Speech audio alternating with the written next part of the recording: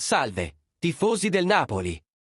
Sono entusiasta di darvi altre notizie esclusive dal dietro le quinte del nostro amato club.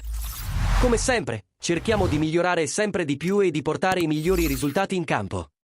Prima di iniziare, vi chiedo di lasciare un like e di iscrivervi al canale per rimanere aggiornati su tutte le notizie del Napoli. Oggi parleremo di un possibile acquisto che sta creando scompiglio dietro le quinte del club, Alessandro Buongiorno, proveniente dal Torino. Secondo quanto riportato dal Corriere dello Sport, il Napoli è seriamente interessato a portare il talentuoso centrale in vista della prossima stagione.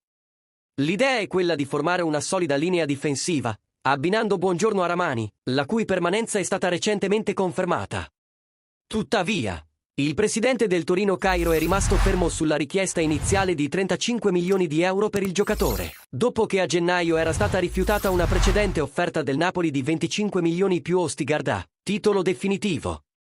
Ora, oltre a dover fare i conti con le elevate richieste del Torino, il Napoli deve affrontare la concorrenza del Tottenham, che potrebbe complicare ulteriormente la trattativa.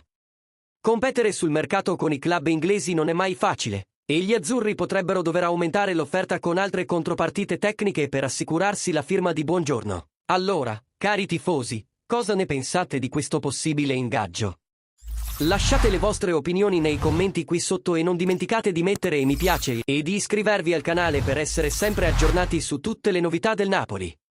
Insieme, tifiamo e sosteniamo il nostro club nel suo cammino verso il successo. Forza Napoli, sempre!